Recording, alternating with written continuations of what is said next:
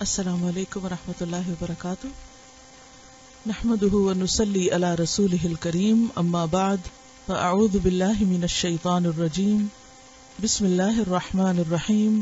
رب اشرح لی صدری ویسر لی امری واحلل عقدۃ من لسانی یفقہوا قولی. جی کیا پڑھا تھا کل آپ نے اور کس کے بارے میں پڑھا تھا؟ بچوں کے ساتھ شفقت. کوئی مثال؟ نبی صلی اللہ علیہ وسلم کس طرح شفقت کیا کرتے تھے؟ اور کیا آپ نے کل کوئی خاص شفقت فرمائی کسی پر؟ بعد میں تو پتہ نہیں بھول ہی جائیں، لیکن جس دن جو پڑھتے ہیں اس دن تو کچھ عمل کر لیں. سب کو خاص طور پہ گال پہ ہاتھ پھیرا. کہتی ہے کہ نبی صلی اللہ علیہ وسلم بچوں سے ان کی پسند اور ان کے انٹرسٹ کے بارے میں پوچھتے تھے. کل کینٹین میں گئی اور بچوں کو دیکھ کے تو انہوں نے کوشش کی کہ سنت پر عمل کریں. گڈ. اور کہتی ڈے کیئر میں گئی اور ویسے معمول ہے روز کا ان کو حق کرنا، لیکن اسپیشلی ایک ہوتا ہے رسمن کوئی کام کرنا، عادتن کچھ کرنا، روٹین میں کچھ کرنا، جاب کا حصہ سمجھ کے کرنا، اور ایک ہے سنت سمجھ کر روح کے ساتھ ایک عمل کرنا. اس کا اثر ہی کچھ اور ہوتا ہے. یہ کہتی ہے انہوں نے اس سوچ کے ساتھ ایک بچی کو اسی طرح پیار کیا اور immediately she gave full attention to her. کیونکہ بچے بھی اسی طرح پھر متوجہ بھی ہوتے ہیں نا، پھر بات بھی سنتے ہیں. عام طور پر کیا شکایت ہوتی ہے ماں کو؟ بچے سنتے نہیں، کیونکہ ہم دیکھتے کچھ اور ہیں، کہتے کچھ کہیں اور ہیں، ان سے نگاہیں بھی نہیں ملاتے، ان توجہ بھی نہیں کرتے، وہ سنے کیا؟ اور کسی نے کسی سنت پہ عمل کیا ہو. خوشبو تو ہم سبھی لگاتے، لیکن آج صبح میں نے خوب اپنے ہاتھوں پہ خوشبو لگائی. نماز فجر کے بعد عموماً میں وہیں بیٹھے بیٹھے قرآن پاک پڑھنے سے پہلے لگاتی ہوں، تو وہ تو کبھی کہیں لگا لی، کبھی جہاں دل چاہا، لیکن خاص طور پہ میں نے ہاتھوں پہ خوشبو لگائی. ابھی تک ہے، حالانکہ کئی دفعہ دھوئے اس کے بعد ہاتھ. تو بات یہ ہے کہ جو چیز سنت ہے اس کے پیچھے کوئی حکمت ہے، اور اس کا صرف اجر اور ثواب ہی نہیں، اس کا دنیا میں بھی ضرور کوئی فائدہ ہے. ان سب چیزوں کی روشنی میں ہم سب کو اپنے عمل کا جائزہ لینا ہے کہ ہمارا معاملہ بچوں کے ساتھ یا جس پہلو پر ہم پڑھ رہے ہیں اس میں کیا ہے، ہمارے عمل میں کیا تبدیلی آ رہی، اور اگر نہیں آ رہی تو کوشش کریں، اللہ سے دعا مانگیں. چلیے حدیث نمبر 181. عن محمود بن الربیع قال اقلت من النبی صلی اللہ علیہ وسلم مجتا مجہا فی وجہی وَأَنَا ابْنُ 5 سنین من دلو رواہ البخاری کتاب العلم. سیدنا محمود ابن الربیع سے روایت ہے کہ انہوں نے کہا کہ مجھے یاد ہے کہ ایک مرتبہ رسول اللہ صلی اللہ علیہ وسلم نے ایک ڈول سے منہ میں پانی لے کر میرے چہرے پر پھینکا، اور اس وقت میں 5 سال کا تھا. لفظی وضاحت عن محمود ابن الربیع. محمود بن ربیع سے روایت ہے قالا انہوں نے کہا اقلت میں نے لیا. عقل کا معنی باندھنا ہوتا ہے. عقل تو سے مراد یہ ہے کہ مجھے ابھی تک یاد ہے اور میں نے میرے ساتھ ایسا ہوا. من النبی نبی صلی اللہ علیہ وسلم سے، مجتن ایک گھونٹ، مجہا فی وجہی جو آپ نے پھینکا میرے چہرے پر، وَأَنَا ابْنُ 5 سنین اور میں 5 سال کا تھا. ابن کا معنی ویسے تو بیٹا ہوتا ہے، 5 سال کا بیٹا یعنی 5 سال کی عمر کا تھا. من دلون ایک ڈول سے. رواہ البخاری، اسے بخاری نے روایت کیا. ایک اور روایت سے یہ پتہ چلتا ہے کہ یہ کنواں ان کے گھر پر تھا یا ان کے علاقے میں تھا. جب نبی صلی اللہ علیہ وسلم ان کے وزٹ کے لیے آئے تو آپ نے اس کنویں کا پانی پیا بھی اور اس میں سے منہ بھر کر پانی اس بچے کے منہ پر پھینکا. اور ایسا کرنا صرف ایک شرارت کے طور پر تھا، اور بچے کے ساتھ یہ شرارت اس لیے کی جا رہی ہے کہ بچے ایسی باتوں سے خوش ہوتے ہیں، تو بنیادی طور پر بچے کو خوش کرنا مقصود تھا. اور اس سے یہ بھی پتہ چلتا ہے کہ نبی صلی اللہ علیہ وسلم کس طرح چھوٹے بچوں کی فطرت اور ان کی عادت اور ان کی ضروریات کا خیال رکھتے تھے. اگلی حدیث ہے عن البراء رضی اللہ عنہ قال رأيت النبي صلی اللہ علیہ وسلم والحسن بن علی على عاتقه يقول اللهم انی احبه فاحبه. رواہ البخاری کتاب فضائل اصحاب النبی صلی اللہ علیہ وسلم. سیدنا برا رضی اللہ عنہ سے روایت ہے کہ میں نے رسول اللہ صلی اللہ علیہ وسلم کو دیکھا کہ سیدنا حسن رضی اللہ عنہ آپ کے کاندھے مبارک پر تھے اور آپ یہ فرما رہے تھے کہ اے اللہ مجھے اس سے محبت ہے، تو بھی اس سے محبت رکھ۔ لفظی وضاحت، عن البراء، برا بن عازب صحابی ہیں رضی اللہ عنہ، قال کہتے ہیں رأیت میں نے دیکھا النبی نبی صلی اللہ علیہ وسلم کو، والحسن بن علی اور حسن بن علی کو جو آپ کے نواسے تھے، علی عاتقہ آپ کے کندھے پر، یعنی نبی صلی اللہ علیہ وسلم کے کندھے پر، شولڈر پر، یعنی وہ بیٹھے ہوئے تھے۔ یقول آپ فرما رہے تھے اللہم اے اللہ انی احبہ میں اس بچے سے محبت کرتا ہوں، فاحبہ تو بھی اس سے محبت رکھ۔ اس بات سے کیا پتہ چلتا ہے کہ نبی صلی اللہ علیہ وسلم بچوں کے ساتھ محبت کا اظہار بھی کرتے اور اللہ سے ان کے لیے محبت بھی مانگتے، اور جب آپ اس بچے کے سامنے یہ دعا پڑھ رہے ہیں اور ایک اور بچہ سن رہا ہے اور وہ پھر روایت بھی کر رہا ہے، تو اس سے کیا پتہ چلتا ہے کہ آپ کے بچوں کو سکھانے کا طریقہ بہت ہی فطری تھا، بہت سہل تھا، بہت خوبصورت تھا۔ ایک بچے کے سامنے جب آپ ایسی بات کرتے ہیں، براہ راست اس کو مخاطب کر کے نہیں بلکہ اس کے سامنے اللہ سے بات کر رہے ہیں، یعنی اٹھایا ہوا بچے کو کندھے پر، اور کندھے پر کتنے ایج کے بچے کو اٹھایا جا سکتا ہے؟ زیادہ 2-2.5 سال کے بچے کو یا اس سے بھی چھوٹا۔ یہاں عمر ہمیں نہیں پتہ چلتی، لیکن ہم ایک اندازہ کر سکتے ہیں کہ 2 سال کے ہوں گے، زیادہ 3 سال کے ہوں گے۔ اب 2 سال کا بچہ یا 3 سال کا بچہ بہت بڑے بڑے فلسفے نہیں سمجھتا، لیکن کس طریقے سے اس کے دل میں اللہ کی محبت ڈالی جا رہی ہے۔ آپ اسے سامنے بٹھا کر لیکچر دے کے نہیں سکھا رہے کہ تم اللہ سے محبت کرو، بلکہ اپنے عمل سے سکھا رہے ہیں، اس طرح کہ اس کو اٹھایا ہوا ہے۔ اب بچہ چھوٹا ہے لیکن وہ نبی کے کندھے پہ بیٹھا ہوا، اپنے اوپر کیا ہوا آپ نے اس کو۔ یہ دراصل کیا ہے؟ اہمیت دینا، محبت دینا، اہمیت دینا، جس کہتے ہیں نا کسی کو آنکھوں پہ بٹھانا۔ اسی طرح فزیکلی کسی کو کندھے پہ بٹھانا، اس کو اہمیت دینا ہے، اس کو اپنے قریب کرنا ہے۔ آپ نے ان کو اپنے قریب کیا ہوا ہے، اور قریب کرنے کے بعد بلند آواز میں دعا مانگ رہے ہیں، اللہ سے بات کر رہے ہیں، اور پہلی بات میں کیا؟ اے اللہ مجھے اس سے محبت ہے۔ آپ یہ بھی کہہ سکتے تھے اے حسن مجھے تجھ سے محبت، لیکن آپ کیا کہہ رہے ہیں؟ اے اللہ مجھے اس سے محبت ہے۔ اب یہ بات سن کے ایک بچے کے دل میں آپ کے لیے کیا جذبات ہوں گے، کیا احساسات ہوں گے؟ اس وقت وہ کتنا کچھ سیکھ رہا ہے،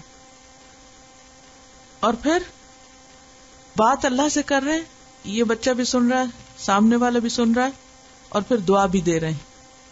آپ اس وقت میں کچھ اور بھی مانگ سکتے تھے، لیکن آپ نے اللہ سے اس بچے کے لیے اللہ کی محبت مانگی، کیونکہ اگر اللہ تعالیٰ کسی سے محبت کرتے تو پھر اس کے بعد باقی سب کچھ مل جاتا ہے، جنت بھی مل جاتی ہے اور مغفرت بھی ہو جاتی ہے اور ساری نعمتیں اور رحمتیں آ جاتی ہیں۔ ہم سب سوچیں کہ کیا ہم اپنے بچوں کے سامنے کبھی لاؤڈلی اللہ سے کوئی بات کرتے؟ کیا ان کے لیے اس طرح دعا کرتے؟ کبھی کرتے بھی ہیں تو ہم مخاطب کر کے عام طور پہ کرتے، اللہ تمہیں نیک بنائے، اللہ تم کو ہدایت دے، اللہ تمہیں سمجھ دے، اللہ تمہیں، یعنی وہ دعا بھی ایک طرح سے کیا ہوتا ہے؟ تانا ہوتی ہے، انڈائریکٹلی وہ محبت کا اظہار کم ہوتی ہے اور ڈانٹ زیادہ ہوتی ہے۔ لیکن آپ صلی اللہ علیہ وسلم ڈائریکٹ صیغے میں نہیں، انڈائریکٹ طریقے سے بات بھی کر رہے ہیں، جس میں بچے کے لیے سیکھنا بھی ہے، بچے کے دل میں محبت بھی آئے گی، بچے کو ایک اہمیت بھی ملی ہے، بچہ قریب بھی ہے، بچہ امپورٹنٹ بھی فیل کر رہا ہے، اور بچہ ایک کانسیپٹ بھی سیکھ رہا ہے۔ صرف آپ کے ایکشن اور ایک مختصر بات، آپ دیکھیے کوئی لمبی چوڑی باتیں نہیں، ہلکی پھلکی بات ہے۔ پھر آپ دیکھیے کہ ایک اور روایت میں ہمیں تھوڑی سی تفصیل ملتی ہے۔ یہ ایک موقع ہے جس میں برا بن عازب گواہ ہیں۔ برا بن عازب دیکھ رہے ہیں کہ نبی صلی اللہ علیہ وسلم کیا کر رہے ہیں، وہ ایک ہسٹری ریکارڈ کر رہے ہیں، اگر آج کی زبان میں کہیں تو ایک مووی بنا رہے ہیں، زیادہ سمجھ آئے گی آپ کو بات۔ کس کے لیے؟ ہمارے لیے۔ کہ 1400 سال بعد ہم دیکھ سکیں نبی صلی اللہ علیہ وسلم کا معاملہ کہ کس طرح تھا بچوں کے ساتھ. ایک دوسرا موقع ہے، ابو ہریرہ اب روایت کر رہے ہیں. یہ روایت جو اس وقت آپ نے پڑھی یہ بخاری کی روایت ہے. دوسری روایت صحیح مسلم کی روایت. ابو ہریرہ کہتے ہیں کہ ایک دن میں آپ صلی اللہ علیہ وسلم کے ساتھ چلنے لگ گیا. آپ جا رہے تھے، میں بھی ساتھ جا رہا تھا. چلتے چلتے ہم بنو قینقاع کے بازار میں چلے گئے. راستے بھر نہ آپ نے کوئی بات کی نہ میں نے کوئی بات کی.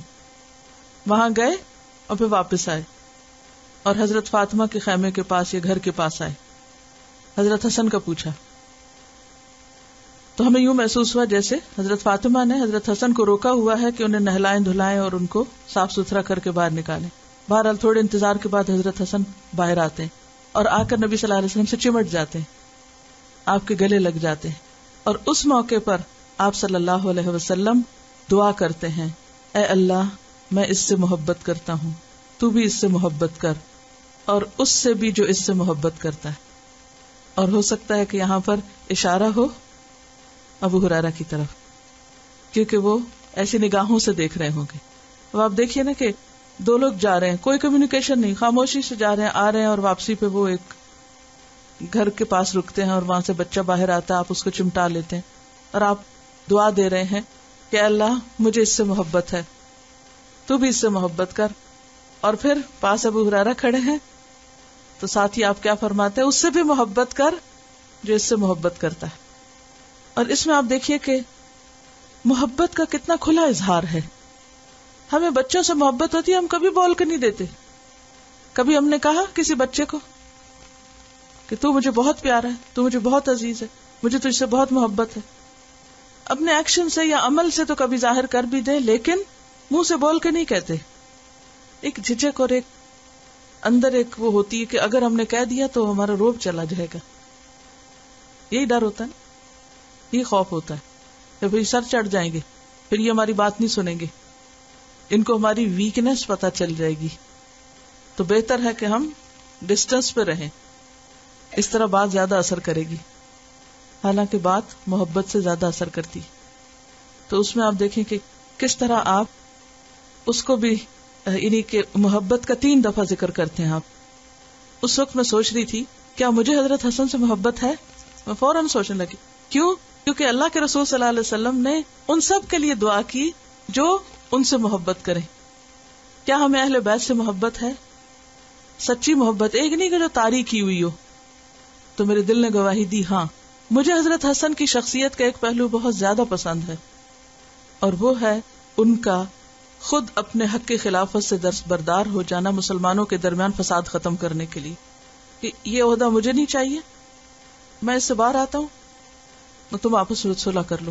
بہت بڑی قربانی. کوئی شخص جس کو حکومت ملی ہوئی ہو، حکومت آفر کی گئی ہو، اور وہ اس کو اپنی ڈسکریشن پہ اپنی پوری رضامندی کے ساتھ، جبکہ ان کے ساتھی ان کو ان کے خلاف ہو رہے تھے کہ آپ یہ کیا کر رہے ہیں اور کیوں کر رہے ہیں، انہیں چھوڑنے نہیں دے رہے تھے.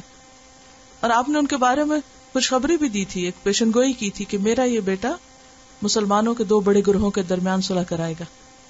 اور صلح کرانے کا عمل نماز، روزے، صدقہ خیرات ہر چیز سے بڑا ہے. حضرت حسن کی زندگی کے اور بھی بہت سے پہلو ہیں، لیکن مجھے سب سے زیادہ یہ پہلو متاثر کرتا ہے. اور جب میں اس کے بارے میں سوچتی ہوں تو حقیقت میں اندر محبت اٹھتی. لیکن اس محبت کو پانے کے لیے ہم سب کو ان کے بارے میں جاننا بھی ضروری ہے نا، کہ ہمارے محبوب کے محبوب کون تھے، یعنی محمد صلی اللہ علیہ وسلم کے محبوب کون تھے، اور کیا ہمیں ان سے محبت ہے. اور نبی صلی اللہ علیہ وسلم کی یہ محبت صرف اپنے بچوں کے لیے ہی نہیں تھی، اور بچوں کے لیے بھی تھی. اور صرف بیٹوں سے نہیں تھی. عام طور پہ ایسا ہوتا ہے نا، بیٹے زیادہ پیارے ہوتے ہیں اور بیٹیاں کم پیاری ہوتی ہیں. لیکن ہمیں ایک اور روایت سے پتہ چلتا ہے کہ حضرت امامہ جو آپ کی نواسی تھی، ابن الاس کی بیٹی تھی، جو حضرت زینب کے شوہر تھے، تو ان کے بارے میں بھی آتا ہے کہ حضرت ابو قتادہ کہتے ہیں کہ ایک دفعہ نبی صلی اللہ علیہ وسلم ہمارے پاس آ رہے تھے اور ہم نے دیکھا کہ آپ کے کندھے پر امامہ بیٹھی ہوئی ہیں. آپ نے اسی حالت میں ہمیں نماز پڑھائی، نماز لیڈ کر رہے ہیں اور نوازی کندھے پر ہے. اب خود وضاحت کرتے ہیں کہ جب آپ نیچے کو جھکتے تھے، رکوع کرتے تھے اور سجدے میں جاتے تھے تو ان کو اتار کے نیچے رکھ دیتے، اور جب آپ کھڑے ہوتے تو دوبارہ کندھے پہ رکھ لیتے. اور ساری نماز اسی طرح پڑھائی، نہیں بچی کو نیچے اتارتے رہے اور چڑھاتے رہے. اس میں ہمارے لیے کیا نمونہ ہے؟ بہترین نمونہ ہے کہ بیٹا ہو یا بیٹی ہو دونوں ہی محبت کے لائق ہیں. صرف بیٹوں کو نہیں کندھے پہ بٹھایا، نواسے کو ہی نہیں نواسی کو بھی، کیونکہ آپ صلی اللہ علیہ وسلم نے اولاد کے درمیان برابری کرنے کو کہا ہے، اور خاص طور پر محبت اور تعلق کے برابری، کہ ایک کو دوسرے پر ایسی ترجیح نہ دی جائے کہ دوسرے کے دل میں اس کے لیے بھی اور ماں باپ کے لیے بھی نفرت پیدا ہو جائے. اور اس میں آپ دیکھیے کہ آپ نماز لیڈ کر رہے ہیں نا، اور وہ بچی ہے، لڑکی ہے. اور یہاں اگر دیکھا جائے تو کئی فقہی بحثیں اور اختلاف بھی اٹھ سکتے ہیں کہ اچھا کیا لڑکی نماز میں آگے کھڑی ہو سکتی ہے، اور اگر یعنی کہ باپ اگر نماز پڑھا اور چھوٹی بچی اگر پاس آ گئی ہے یا آگے سے گزر گئی ہے، بیٹھ گئی، کیونکہ بچے ہیں نا جب نماز پڑھ رہے ہوتے ہیں والدین تو وہ کبھی آ کے ساتھ نماز پڑھنے لگتے ہیں، کبھی اوپر چڑھنے لگتے ہیں، کبھی دائیں بائیں ہوتے ہیں، تو یہ کچھ بھی کریں. حتیٰ کہ اگر کبھی باپ کو بیٹی کو اٹھا کے نماز پڑھنا پڑے تو پڑھ سکتا ہے، اس کی نماز ہو جائے گی. اور اگر امامت کرانی پڑے تو امامت بھی ہو جائے گی. اور اگر وہ مسجد میں ہے تو مسجد میں بھی ساتھ لے جا سکتا ہے. مجھے اچھی طرح یاد ہے ہمارے والد، ہم لڑکیاں تھے، ہمیں مسجد میں لے کے جاتے تھے. عیدگاہ میں کتنی عیدیں مجھے یاد ہیں جس میں ان کے ساتھ تھی، حالانکہ وہ مردوں کے صف میں ہوتے تھے، وہاں اپنے ساتھ ہمیں کھڑا کرتے تھے، کبھی ڈسکریمنیشن نہیں کی. ہاں جب بڑے ہو گئے تو پھر اور بات ہے. لیکن آج کل ہمارے ہاں کیا ہے، یعنی عموماً مسلمان مردوں میں کیا، یہ لڑکیاں ہیں لہٰذا یہ ماں کے ساتھ رہیں، لڑکا ہے وہ باپ کے ساتھ رہے. لڑکیوں کو بھی کے لیے باپ کی محبت کی ضرورت ہے، اور ہمارا دین ہمیں اس کی اجازت دیتا ہے.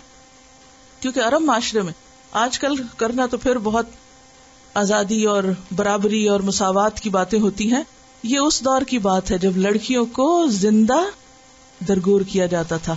اس وقت کسی بچی کو اتنی اہمیت دینا اور کندھے پہ اٹھا کے نماز پڑھنا یہ کوئی عام بات نہیں تھی، بہت زیادہ اہم بات تھی، غیر معمولی بات تھی. پھر اسی طرح ہم دیکھتے ہیں کہ مسجد ہی میں نبی صلی اللہ علیہ وسلم عورتوں کو کبھی آنے سے روکتے نہیں تھے. بخاری کی ایک حدیث ہے، صحیح بخاری میں آتا ہے کہ آپ صلی اللہ علیہ وسلم فرماتے ہیں کہ میں مسجد میں آتا ہوں، نماز پڑھانے لگتا ہوں، طویل نماز پڑھانا چاہتا ہوں کہ اتنے میں مجھے کسی بچے کے رونے کی آواز آتی ہے، تو میں اس کی خاطر اپنی نماز مختصر کر دیتا ہوں، چھوٹی کر دیتا ہوں کہ کہیں اس بچے کے رونے سے اس کی ماں کو تکلیف نہ ہو. آپ اپنی نماز مختصر کر دیتے ہیں، اور صرف اپنی نہیں، باقی سب کی بھی، پیچھے والوں کی بھی. کس لیے؟ کہ بچہ رو پڑا ہے. اس میں بچے کی رعایت بھی ہے اور بچے کی ماں کی رعایت بھی ہے کہ اسے پریشانی نہ ہو. یہ بھی ہو سکتا تھا کہ وہ کہتے کہ بین ہے بچے، نہ بچے مسجد میں آئے نہ عورتیں آئے، سب ختم. کہاں سے سیکھیں گے؟ ان کے اندر ایمان کہاں سے آئے گا؟ عید کی نماز کے موقع پر نبی صلی اللہ علیہ وسلم نے کیوں خاص طور پر بچیوں کو نکلنے کے لیے کہا کہ وہ دعا میں شریک ہو اور مسلمانوں کی جمعیت کا منظر دیکھیں، یعنی اکٹھے بہت سارے مسلمانوں کو ایک جگہ پر دیکھیں. کیونکہ وہ جو سین ہوتا ہے نا، بہت سے لوگوں کو اکٹھے مل کر اللہ کی عبادت کرنے کا اور مل کر خوشی منانے کا، اس کا اپنا ہی ایک اثر ہوتا ہے. تو ایسے موقعوں پر بچوں کو گھر سلا کے اور کسی کے پاس چھوڑ کے اور خود نماز پڑھنے چلے جانا کیونکہ زیادہ بڑی بات نہیں ہے. ان کو ساتھ لے جا کر، ان کو دکھا کر منظر، تاکہ ان کو اپنی پہچان ہو کہ ہم کون ہیں، ہماری عبادات کیا ہیں اور ان عبادات کی کیا اہمیت ہے. اور پھر بہت سارے لوگ مل کے اگر ایک کام کر رہے ہیں تو ذہن میں کیا آتا ہے، دل میں کیا آتا ہے کہ واقعی یہ کوئی بہت اہم کام ہے. اور اگر سارا دن بچے ٹی وی کے آگے بیٹھ کے دیکھ رہے ہیں تو ان کے لیے اہمیت کس چیز کی ہوگی؟ انہی سب چیزوں کی جو ہم ان کو دکھا رہے ہیں دن رات. اور پھر اگر ہم ایسا کریں اور بچے جو ہیں وہ نماز کا شوق نہ کریں یا نماز نہ پڑھے تو پھر ان کا قصور تو ہوگا، لیکن اس سے زیادہ ماں باپ کا ہوگا کہ انہوں نے دکھایا ہی نہیں انہیں کہ صرف ہم نہیں، بہت سے اور لوگ بھی نماز پڑھتے ہیں. تو بات ہو رہی تھی بچوں سے شفقت اور محبت کی، اور خصوصاً آپ کے اپنے بچوں کے نواسے اور نواسی کی. اور اسی طرح ایک اور روایت میں حضرت حسین کا ذکر آتا ہے، یہاں حضرت حسن کا آتا ہے، ایک اور جگہ پر حضرت حسین کا آتا ہے. اور ابن ماجہ کی روایت ہے اور حضرت جابر نے اس کو روایت کیا. وہ کہتے ہیں کہ ایک دفعہ ہم رسول اللہ صلی اللہ علیہ وسلم کے ساتھ کسی دعوت میں جا رہے تھے، یعنی اکٹھے مل کے جا رہے تھے. تو راستے میں ہم نے دیکھا کہ سیدنا حسین جو ہے وہ بچوں کے ساتھ کھیل رہے ہیں. تو نبی صلی اللہ علیہ وسلم ایک گروپ کے ساتھ جا رہے تھے، تو آپ اپنے گروپ کو چھوڑ کر، سب کو چھوڑ کر نکل کر ان کی طرف لپکتے ہیں. بچے کو دیکھا فوراً ان کی طرف جاتے ہیں اور پھر ان کی طرف ہاتھ پھیلا دیتے، آؤ، جسے ہم عام طور پہ دیکھتے اور کہتے ہیں آ جاؤ. تو جب آپ نے ان کو بلایا تو وہ ادھر ادھر بھاگنے لگے. عموماً ایسے ہی ہوتا ہے نا کہ بچے شرارت میں جب آپ کہتے ہیں آؤ تو وہ اور بھاگتے ہیں, دور جاتے ہیں, تو وہ بھی ادھر ادھر بھاگنے لگے. نبی صلی اللہ علیہ وسلم ہنس ہنس کر انہیں پکڑنے لگے اور ان کے پیچھے دوڑنے لگے. یعنی کہا اچھا نہیں آتے تو نہیں جاؤ, ہم بھی جا رہے ہیں اپنے کام. اور پھر انہیں پکڑ لیا, دوڑتے دوڑتے پکڑ لیا, اور ایک ہاتھ ان کی ٹھوڑی پہ رکھا اور دوسرا سر پر, اور انہیں اپنے ساتھ چمٹا لیا. حالانکہ آپ کس کے ساتھ ہیں؟ معزز صحابہ کے ساتھ ہیں, اور دعوت پر جا رہے ہیں, اور راستے میں بچہ نظر آ گیا ہے, اگنور کر کے نہیں گزر رہے, اس کو اہمیت دے کے اٹھا کے پیار کر کے آگے جا رہے ہیں. اور یہ یاد رکھیے کہ یہ صرف آپ کا اپنے بچوں کے ساتھ ہی نہیں تھا, اور بچوں کو بھی جب کھیلتے دیکھتے تو کیا کرتے تھے؟ خود سلام کرتے تھے. آپ بچوں کو سلام کرنے میں پہل کرتے تھے. اور پھر ایک اور روایت سے ہمیں پتہ چلتا ہے کہ حضرت اسامہ اور حضرت حسن تقریباً ہم عمر تھے.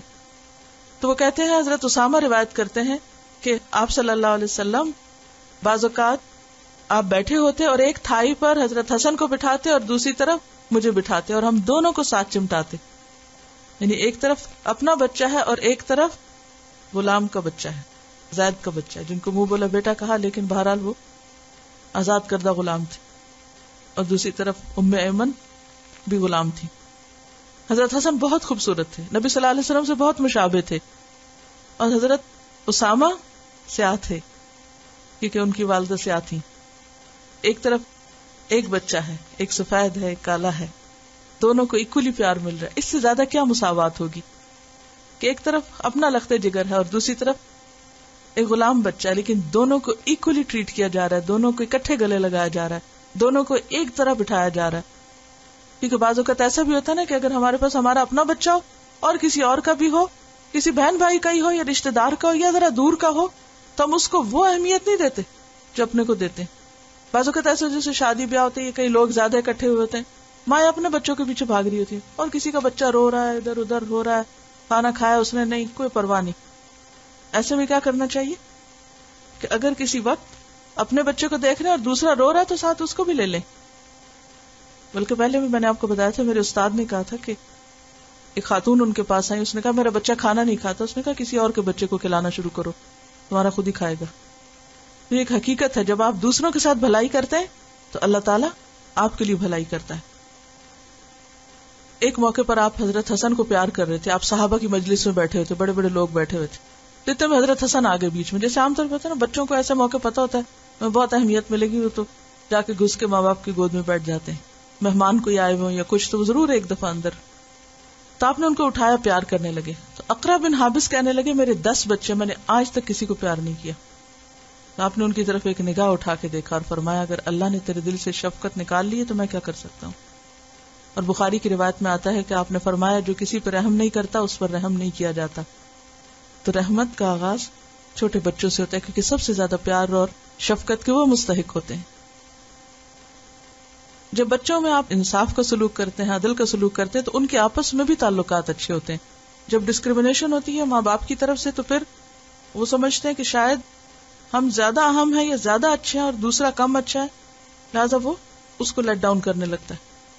یعنی بہن بھائی بعض اوقات ایک دوسرے کی عزت نہیں کرتے, اور اس کا آغاز اور اس کا سبب بھی ماں باپ خود ہوتے ہیں بعض اوقات. کیوں؟ کیونکہ وہ ایکولی نہیں ٹریٹ کرتے, تو پھر دوسروں کو بھی شے مل جاتی چڑھائی کرنے کی.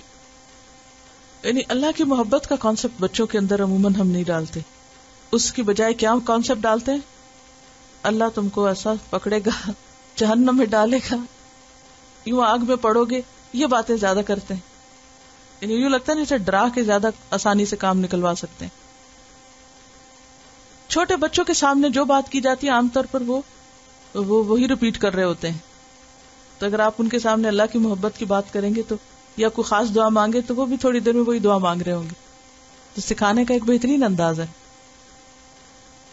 میں نے خود اس کا تجربہ کیا کہ جب میں جس چھوٹے بچے کے لیے دعا کرتی تھی, کہتی یا اللہ تو اس کو یہ بنا دے. اب ہوتا یہ کہ وہ میں نے اتنی دفعہ دعا ریپیٹ کی کہ جب میں شروع کرتی تھی بلند آواز میں تو اگلا جملہ خود ہی مکمل ہو جاتا. تو مجھے یہ ہوتا تھا کہ ایک یہ ہے کہ میں کہوں تمہیں یہ کام کرنا ہے, تمہیں یہ بننا ہے, تمہیں یہ کرنا ہے, تمہیں قرآن پڑھنا ہے, تمہیں سمجھنا ہے, تمہیں حفظ کرنا پڑا. اور ایک یہ کہ میں اللہ سے مانگوں اور وہ سنتا رہے, اور سن کے اسے سمجھ آئے کہ ہماری نیت اور وش اور خواہش کیا ہے، وہ پھر پوری ہو یا نہ وہ تو اللہ کے ہاتھ میں، انسان تو صرف کوشش ہی کر سکتا ہے، لیکن یہ انتہائی ضروری ہے. جب بچوں سے ہم سچی بات کرتے ہیں اور اینڈ وی مین اٹ تو ان کو پتہ چلتا ہے، اور اگر ہم اوپر اوپر سے باتیں کر رہے تھے تو وہ بھی ان کو بڑی اچھی طرح سمجھ آتی ہے کہ مصنوعی باتیں ہو رہی. اور یہ جو بات ہو رہی تھی نا کسی اور کے بچے سے پیار کرنا اور پھر لڑکوں کے علاوہ بچیوں سے بھی پیار کرنا، یہ ایک اور روایت آپ نے پہلے بھی سن رکھی ہے کہ ام خالد ایک تھی، وہ کہتی ہے کہ میں 3 سال کی تھی تو اپنے والد کے ساتھ آپ کی خدمت میں حاضر ہوئی، تو میں نے ایک یلو کلر کا قمیض پہنا ہوا تھا، آپ کو بہت اچھا لگا، آپ نے کہا سنا سنا. سنا حبشی زبان میں کہتے ہیں گڈ، بیوٹیفل جیسے ہم کہتے ہیں. تو بہت خوش ہو گئی، وہ آپ کے قریب ہوئی، وہ کہتی ہیں کہ میں آپ صلی اللہ علیہ وسلم کی مہر نبوت سے کھیلنے لگی. یعنی بچے آگے پیچھے لوٹ پوٹ ہو رہے تھے نا، تو اس نے، اور خاص طور پر آپ نے دیکھا ہوگا اگر جسم پر کوئی دانا ہے یا کوئی اسپاٹ ہے یا کوئی چھوٹی سی چیز ہے تو وہ ضرور اس کو جا کے چھیڑیں گے، چنیں گے، ہلائیں جلائیں گے. تو وہ آپ کے بہت نمایاں نشان تھا مہر نبوت کا، تو اس کے ساتھ کھیلنے لگی. تو کہتی کہ میرے والد نے مجھے دیکھا تو ڈانٹا کہ تم یہ کیا کر رہی ہو. جیسے عام طور پہ ماں باپ امبیرسڈ فیل کرتے ہیں کہ یہ بچے کیا کر رہے ہیں، اپنے ساتھ کر رہے ہیں، کسی اور کو چھیڑنے لگے. تو اس پر آپ صلی اللہ علیہ وسلم نے، وہ کہتی ہیں کہ مجھے 3 دفعہ درازی عمر کی دعا دی. یعنی باپ کی ڈانٹ کو آپ نے کس طرح کمپنسیٹ کیا کہ 3 دفعہ اس بچی کے لیے دعا کی کہ اللہ اس کو طویل عمر دینا، اس کو طویل عمر دینا، بجائے اس کے کہ ناراض ہوں اور اس کو اپنی ادب کے خلاف اس کو محسوس کریں. اس بچے کے جذبات کا خیال رکھتے ہوئے اس کے لیے فوراً ہی مداوع کر دیا. اب یہ کتنا حکمت کا عمل ہے. اچھا، ہم عام طور پہ آپس میں الجھنے لگتے ہیں. اگر مثلاً باپ ہے، بچہ ہے، آپ ہیں، اب بچے نے کچھ غلط کیا اور باپ ڈانٹ رہا ہے تو ہم کیا کہتے ہیں، نہیں تم کچھ نہیں کہو اس کو. یہ کرتے ہیں نا، ہم آپس میں لگ جاتے ہیں اور بچہ جو ہے وہ بیچ میں تماشائی بن جاتا ہے. آپ صلی اللہ علیہ وسلم نے نہ باپ کو کچھ کہا نہ بچے کو کچھ کہا، بلکہ اس معاملے کو کیسے ختم کیا؟ دعا کے ذریعے. دیکھیں ایک بہترین انداز، اور معاملہ ختم ہو گیا.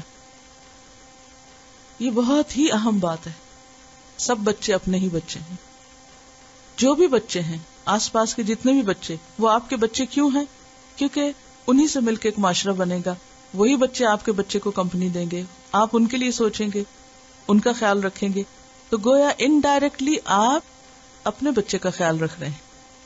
آپ ان کی اچھی تربیت کر کے، ان کا خیال رکھ کے، دراصل ایک موقع، اپرچونٹی دے رہے ہیں اپنے بچوں کو کہ ان کو ایک اچھی کمپنی ملے. یہ اپنا تجربہ بتا رہی ہیں کہ یہ ہر روز اپنی بلڈنگ کے باہر نیچے جا کے بیٹھتی ہیں اور اپنے حفظ کی پریکٹس وہاں بیٹھ کے کرتی ہیں. تو آس پاس بچے کھیل رہے ہوتے ہیں اور بعض اوقات بہت بدتمیزی بھی کر رہے ہوتے ہیں، لیکن آہستہ آہستہ انہوں نے آگے بڑھنے کی، پیار کرنے کی کوشش کی. پہلے تو جھٹک دیا، نہیں قریب آئے، لیکن پھر قریب آنے لگے. اور اب وہ ایک بچی نے اسے پوچھتی بھی ہے کہ یہ کیا لکھا ہوا ہے، یہ کیا پڑھتی ہیں آپ. وہ وہاں پر صرف بیٹھ جانا بچوں کے بیچ میں ایک عملی نمونہ ہے. آپ نہ بھی ان کو ٹیچ کر سکے، نہ بھی کچھ کر سکے، لیکن وہ آپ کو دیکھ رہے ہیں تو وہ کچھ سیکھ رہے ہیں. اور آپ نے دیکھا ہوگا جب آپ حجاب میں کہیں بھی واک کر کے جا رہے ہوتے ہیں، کوئی اور نوٹس لے یا نہ لے، بچے وہاں تک دیکھتے رہتے ہیں پیچھے سے جہاں تک آپ نظر آتے ہیں.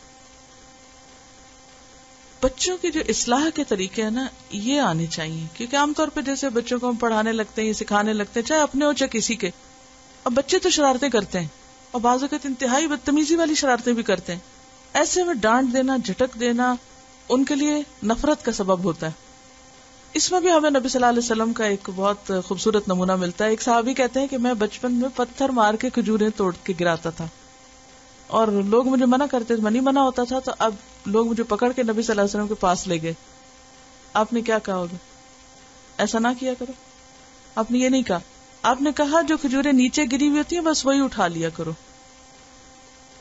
یعنی آلٹرنیٹ دے دیا نا، یہ کہنے کی بجائے کہ تم پتھر نہ مارا کرو، ایسے نہ کیا کرو. کیا کہا؟ بس وہ کھجوریں اٹھا لیا کرو جو نیچے گری ہوئی ہوتی ہیں. کتنا مثبت انداز ہے، کتنا پازیٹیو انداز ہے. ہم ہر بات میں بچے کو نو کرتے ہیں، ادھر سے ہاتھ پکڑ، ادھر سے کر، ادھر سے کر، نو نو نو، اور پھر اس کو بھی نو ہی کرنی آتی ہے. عموماً یہ مشکل اس وقت زیادہ پیش آتی ہے کہ جب بچے چھوٹے ہوتے ہیں نا، تو وہ ان کو اتنی سمجھ بھی نہیں ہوتی. اور ہر چیز میں وہ ہاتھ ڈالنا چاہتے ہیں، ہر چیز کو کھولنا چاہتے ہیں، ہر چیز دیکھنا چاہتے ہیں، یا کچھ سپاٹس ان کے بہت مخصوص ہوتے ہیں، مثلا آپ کی لپسٹکس، یا یہ کہ کوئی اور اسی طرح کی چیزیں جو جن کے ضائع ہونے کا بھی اندیشہ ہوتا ہے. تو اس میں پھر چائلڈ فرینڈلی گھر بنانا چاہیے. اس وقت گھر کی سیٹنگ تبدیل کر دیں، بجائے اس کے کہ بچوں کو ہر وقت منع کریں. کیا کریں؟ وہ چیزیں اٹھا دیں جو ان کو نقصان دے سکتی ہیں اور دوسری چھوڑ دیں.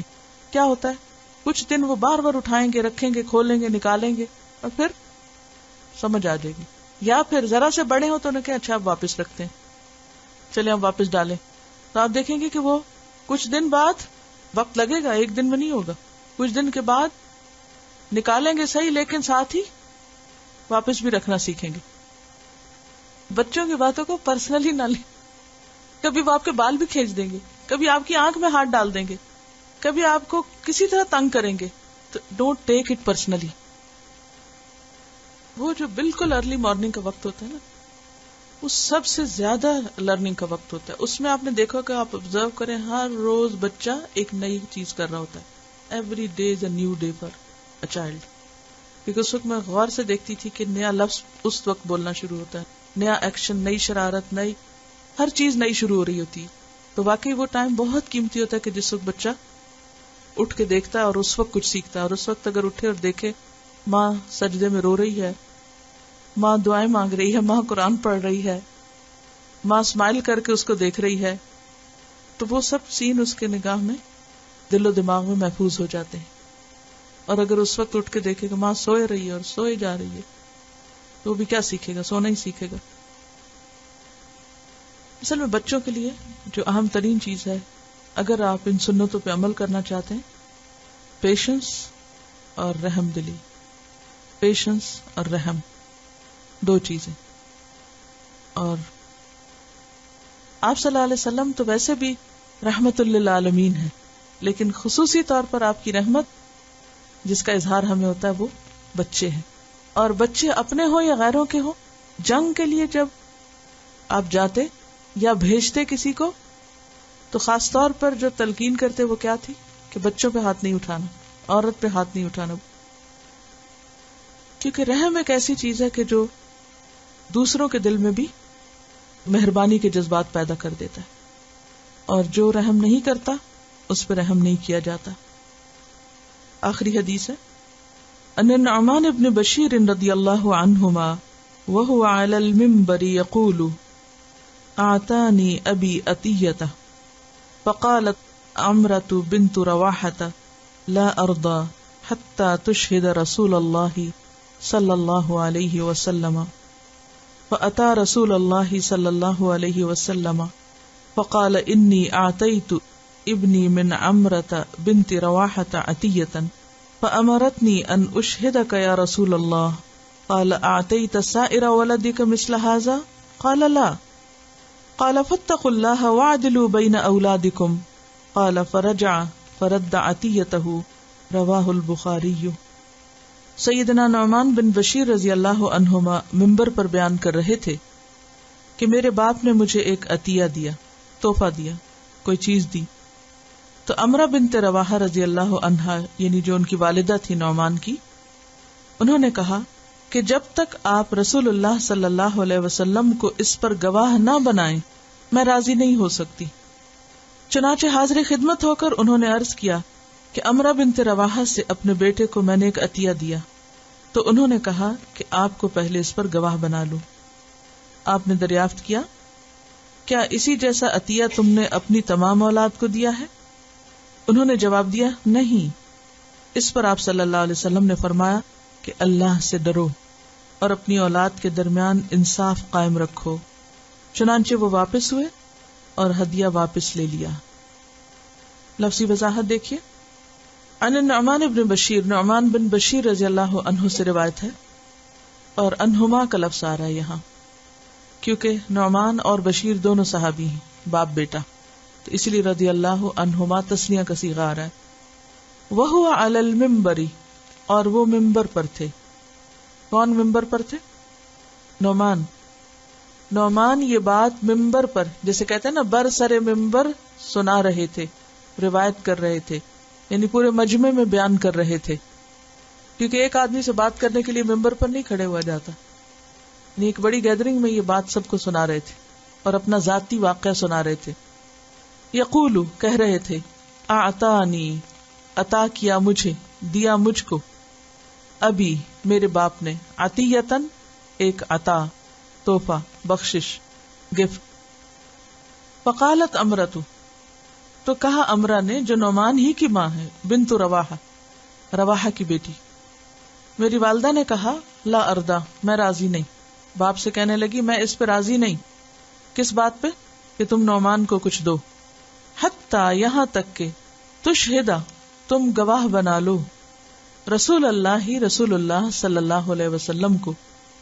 جب تک رسول اللہ صلی اللہ علیہ وسلم کو اس پر گواہ نہ بناؤ، یعنی آپ سے اجازت نہ لو، اس وقت تک میں اس پر خوش نہیں اور میں نہیں چاہتی کہ تم ایسا کرو. فأتا تو وہ آئے، کون؟ بشیر والد. کس کے پاس؟ رسول اللہ صلی اللہ علیہ وسلم کے پاس. فقال تو عرض کیا، کس نے؟ بشیر نے، انی بے شک میں نے، اعطیتو عطا کیا، بخشا، دیا، ابنی اپنے بیٹے کو، من امرتا جو امرا سے ہے، بنت رواح، ہو سکتا ایک سے زائد بیویاں ہوں. کہا کہ امرا کے بیٹے نعمان کو میں نے ایک عطیتن عطیہ دیا ہے، تحفہ دیا ہے. فامرتنی تو اس نے مجھے حکم دیا ہے، بیوی نے، ان اشہدک کہ میں آپ کو گواہ بناؤں. یا رسول اللہ، اے اللہ کے رسول صلی اللہ علیہ وسلم. قال آپ نے فرمایا اعطیتا کیا تم نے دیا ہے، سائر ولدک سارے اپنے بچوں کو، اپنے سارے بچوں کو یہ دیا ہے، مثل ھذا اسی طرح، جو عطیہ یا بخشش یا تحفہ تم نے اپنے اس بچے کو دیا کیا سارے اور بچوں کو بھی دیا؟ قال لا کہنے لگے نہیں. قال تو فرمایا فاتقوا اللہ پھر ڈرو اللہ سے، وعدلوا اور عدل کرو، انصاف کرو، بین اولادکم اپنی اولاد کے درمیان. قال وہ کہتے ہیں فرجع پھر وہ پلٹے لوٹے، فرد پھر لوٹا لیا، واپس لے لیا، عطیتہ اپنے عطیے کو، اپنا ہدیہ واپس لے لیا. رواہ البخاری، اسے بخاری نے روایت کیا کتاب الہبہ میں. اس حدیث میں بہت سی سیکھنے کی چیزیں، اور جو سب سے اہم بات ہے وہ کیا ہے کہ بچوں کی اچھی تربیت میں ان کے درمیان عدل اور انصاف کرنا بہت بڑا رول پلے کرتا ہے. بچوں کے درمیان انصاف کرنا چاہیے. اب اس میں پہلی بات جو ہم دیکھتے ہیں وہ یہ کہ صحابی اپنا واقعہ خود بیان کر رہے ہیں، بالکل ایک پرسنل سٹوری، لیکن برسر ممبر بتا رہے ہیں. کیوں؟ کیونکہ اس میں باقی سب کے سیکھنے کا ایک بہت بڑا پہلو ہے. دوسری بات یہ ہے کہ بالکل گھر کا معاملہ ہے جو میاں بیوی اور بچے کے درمیان ہے. تو اس سے یہ بھی پتہ چلتا ہے کہ صحابہ کرام اپنی ذاتی زندگی کے واقعات بھی لوگوں کے سامنے رکھتے تھے، کیونکہ نبی صلی اللہ علیہ وسلم کے بعد ہمارے لیے کون نمونہ ہے؟ صحابہ کرام. صراط الذین انعمت علیہم، وہ جن سے اللہ راضی ہو گیا. اب آپ دیکھیے کہ باپ نے اپنے بیٹے کو کچھ دیا ہے اور ماں جانتی ہے، ماں دیکھ رہی. ماں کیا کہتی؟ یا تو سب کو دو یا اس کو بھی نہ دو. اور اس میں آپ دیکھیے کہ عموماً مائیں باپ کو غلط راستے پہ ڈالتی. یعنی باپ اگر کچھ کرنا چاہتا ہے صحیح یا کسی کو کچھ دینا چاہتا ہے تو عموماً یا تو روک دیتی، یا پھر اگر رشتے سوتیلے ہوں تو عموماً کیا کوشش کرتی کہ باپ دوسرے بچوں کو دینے کی بجائے سارا کچھ اپنے ہی بچے کے نام کر دے. اور ایسے کئی زندہ مثالیں ہوں گی کہ جس میں ایک بچے کو باقی سب بہن بھائیوں کا حصہ بھی دے دیا گیا. کیوں؟ کیونکہ باقیوں کی تو ماں مر گئی تھی، اس بچے کی ماں زندہ تھی. بات کرتا ہے ایک شخص شادی کرتا ہے، بچے ہوتے ہیں، بیوی مر جاتی، دوسری شادی کرتا ہے. اب دوسری بیوی جو ہے، جو ان بچوں کی سوتیلی ماں ہے، اس پر اس کے بچے ہو جاتے ہیں تو وہ ساری اپنی توجہ اور باپ کی توجہ بھی اور ہر چیز سمیٹنے کی کوشش کرتی ہے. کس کے لیے؟ اپنے بچوں کے لیے. لیکن صحابیات کے ایمان کو آپ دیکھیں، ان کا عدل و انصاف دیکھیں. بشیر بھی صحابی ہیں، امرا بھی صحابیہ ہیں، لیکن شوہر کو غلط کام سے روکتی ہیں کہ آپ یہ نہیں کریں گے، یا تو سب کو دیں یا اس کو بھی نہیں دیں. حالانکہ اپنا بچہ ہے. قرآن کا حکم کیا ہے؟ عدل کرو، خواہ اپنی ذات کے خلاف جائے یا رشتہ داروں کے خلاف جائے، لیکن عدل سے کام کرو. اعدلوا هو اقرب للتقوی. اب یہاں پر آپ دیکھیے کہ وہ کہتی ہیں کہ میں اس پہ راضی نہیں جب تک کہ تم جا کے نبی صلی اللہ علیہ وسلم سے گواہی نہ لے لو، یعنی آپ سے سرٹیفیکیشن لے لو.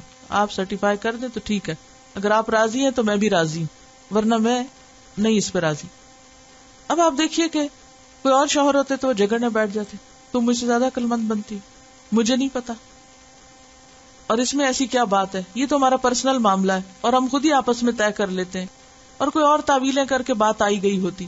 لیکن صحابی کا بھی ایمان دیکھیے کہ اگر ایک عورت بھی صحیح بات کر رہی ہے تو وہ اس کی سنتے ہیں اور کہتے ہیں اوکے ٹھیک ہے میں جاتا ہوں اور پوچھتا ہوں. پھر جاتے ہیں اور کتنا سچ بولتے ہیں کہ مجھے میری بیوی نے کہہ کے بھیجا. عموماً کیا ہوتا ہے کہ اگر بیوی کو اچھی بات کہہ دے تو بیوی کا نام ود ریفرنس ذکر نہیں کیا جاتا. کیوں؟ مردوں کو شرم آتی ہے کہ کوئی کہے گا کہ اس کی بیوی اتنی سمجھدار ہے اور ہم بیوی کی بات مان لیں. لیکن وہ جا کر بالکل انصاف کے ساتھ اپنی بیوی کا ریفرنس دے کے کہتے ہیں اللہ کے رسول صلی اللہ علیہ وسلم میری بیوی یہ کہتی ہے کہ میں اس تحفے پہ راضی نہیں ہوں جب تک کہ تم ایسا نہ کرو. تو اس پر آپ صلی اللہ علیہ وسلم نے کیا فرمایا کہ ہاں کیا تم نے باقی بچوں کو بھی دیا؟ بیوی کیوں نہیں راضی؟ کیونکہ سب کو نہیں ملا اور یہاں عدل نہیں ہو رہا. اور اس پر آپ صلی اللہ علیہ وسلم فرماتے ہیں فاتقوا اللہ واعدلوا بین اولادکم، اللہ سے ڈرو اور اپنی اولاد میں عدل کرو. اور اس سے کتنی خوبصورت بات پتہ چلتی ہے کہ ایک عورت کی بات سے ہم سب کو کتنا اہم سبق ملا اور تربیت کا کتنا بہترین انداز پتہ چلا. اور اسے یہ بھی پتہ چلتا ہے کہ اچھی بات کوئی بھی کہے، کوئی بھی کہے، چاہے کو ہمارا دشمن ہی کہے، اس پر بھی توجہ دو. قال فرجع فرد عطیتہ، اب کوئی نہیں کہا کہ کون ہے کہنے والا اور کیا ہے اور کیسے ہے، بس سنا، سمعنا و اطعنا، گئے اور جیسا حکم ملا ویسا کر لیا، ڈن. اور یہ ایک بہت بڑی حقیقت ہے کہ اولاد کے درمیان عدل و انصاف اولاد کے باہمی تعلقات کو بھی اچھا کرتا ہے. قرآن پاک میں جہاں پر وراثت کی تقسیم کا ذکر ہے وہاں پر کیا حکم دیا گیا؟ آباؤکم و ابناؤکم لا تدرون ایہم اقرب لکم نفعا، تم نہیں جانتے کہ ان میں تمہارے لیے زیادہ فائدہ مند کون ہے.